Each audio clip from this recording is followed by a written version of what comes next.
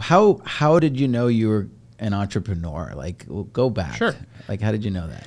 Yeah, I took it for granted for two reasons. One, dad and grandfather were entrepreneurs, so I just grew up knowing that that's an option. It wasn't that I had this dream of being a business owner. I feel like the sex appeal of entrepreneurship started around it was 2010, 2011, whenever the Social Network movie came out, and all of a sudden being a founder was this in vogue thing. It used to be actors and movie producers, and now it was being a startup founder. Mm-hmm. And so before that, I don't think that was the term entrepreneur was brought up, but it wasn't it wasn't a rock star kind of connotation. It was just, you're a business owner. Cool. That didn't mean anything. And so I just thought that was one option, and that's what you could, if you were you could get a job or you could do your own thing. It was all options. And because my dad and grandfather both were entrepreneurs, I think just from a very young age, I just assumed that at some point I probably would run my own thing too.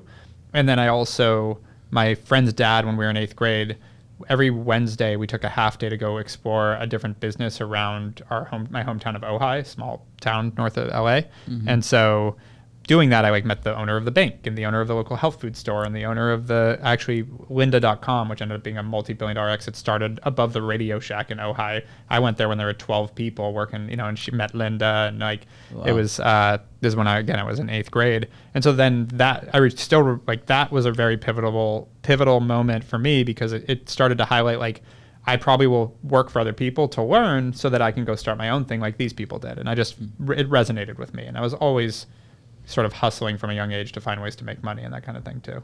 Yeah, that was when I was a kid. I would go, I don't know, maybe 13 years old, right? Yeah. And I would walk into a pizza shop, and while everybody's sitting there, all my friends are getting pizza and whatever drinks and stuff, I'm sitting there thinking, man, wow, this is such a cool location because it's right by a school, right? You got all these kids coming in, right? There's 20 kids standing in line right now. They're all spending $6. I'm just doing the math, right? Yeah, exactly. So it was kind of weird, as a kid, when hindsight, thinking back like that. Yeah, right?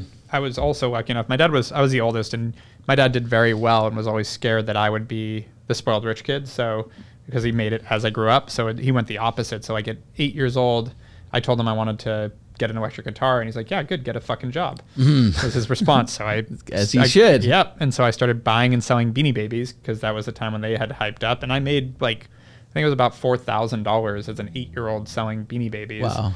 Bought the guitar, bought a BMX, saved money for a car. That was the first little taste of success in business I had. Mm-hmm. But I still was tunnel vision on I was going to be a rock star when I grew up. I was going to be a guitarist. And then I was about 12 years old. I realized I'm not that good at guitar. I love it. I still play, but I wasn't good enough to be a professional. And so moved on and came up with that's also when I came to terms with the idea of having a great hobby is okay too. Sure.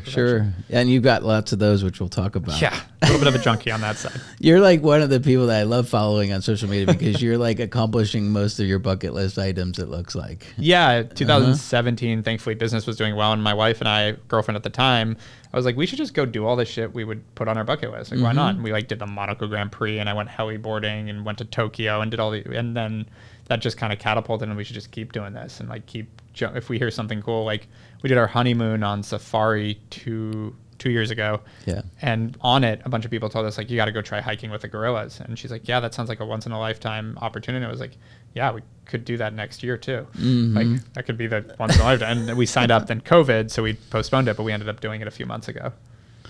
It's fun. Makes for great photos on social and videos. It's all about, I'm all about experiences and memories. That's what life is about. Yeah. Right. Yeah.